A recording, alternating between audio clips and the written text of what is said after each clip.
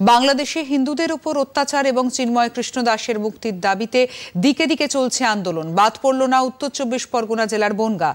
বুধবার বিকেলে বনগাঁ বাটার মোড়ে সনাতনী ঐক্য মঞ্চের পক্ষ থেকে চিন্ময় কৃষ্ণ দাসের মুক্তির দাবিতে বিক্ষোভ অবরোধ করা হয়।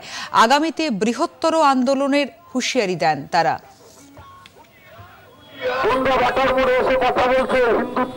চিন্ময় মহাপ্রভুকে যেভাবে গ্রেপ্তার করা হয়েছে এবং রাত্রিবেলায় তাকে অত্যাচার করা হয়েছে, প্রায় ৫০ জন সনাতন হিন্দু ধর্মের অবলম্বী মানুষকে হত্যা করা হয়েছে এবং ৯৫০ জনের উপরে তারা আহত।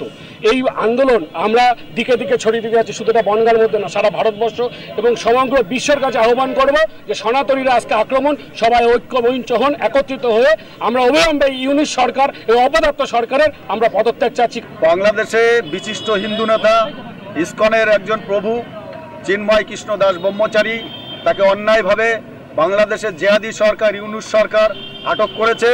তার মুক্তির দাবিতে এবং বাংলাদেশ জুড়ে যেভাবে ইসলামিক তাণ্ডব চলছে, হাজার হাজার হিন্দুর ঘরবাড়ি লুটপাট, আগুন জ্বলছে, মঠ মন্দির ভাঙচুর চলছে এবং হিন্দুদেরকে বেছে বেছে হত্যা করা হচ্ছে, হিন্দু মা বোনকে ধর্ষণ করা হচ্ছে, তার প্রতিবাদে সনাতনী ঐক্য মঞ্চ এই বনগাঁ বাটার মোড়ে আমাদের এই বিক্ষোভ কর্মসূচি।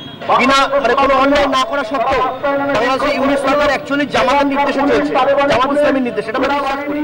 সেই কারণে আমাদের চিন্ময় প্রভুকে বিনা কারণে গ্রেপ্তার করা হলো তার মুক্তির দাবিতে। সেই সাথে সাথে বাংলাদেশের বিভিন্ন প্রান্তে আমার সনাতনীদের বাছাই করে করে তাদের ঘর বাড়ি আগুন দিয়ে জ্বালিয়ে দেওয়া হচ্ছে, তাদের বিভিন্ন রকম অত্যাচার চলছে, মারধর চলছে। কালকেও প্রায় ৫০টার উপরে আমার সনাতনীদেরকে আক্রমণ করে নিহত করেছে, তার মধ্যে ১৯ জনকে, ১৫০ জন ইতিমধ্যেই অসুস্থ অবস্থায় হাসপাতালে রয়েছে। তাদেরকে মুক্তির দাবি যাদের উপরে অন্যায় অত্যাচার না হয় এবং চিন্ময় প্রভুকে যেন ছেড়ে দেওয়া হয়, তার জন্য আমরা খালি বনগাঁতে না, তারা বিশ্ব ব্রহ্মাণ্ডের যত জায়গায় সনাতনীরা আছে তারা সকলে ঐক্যবদ্ধ হয়ে রাস্তায় নেমেছে।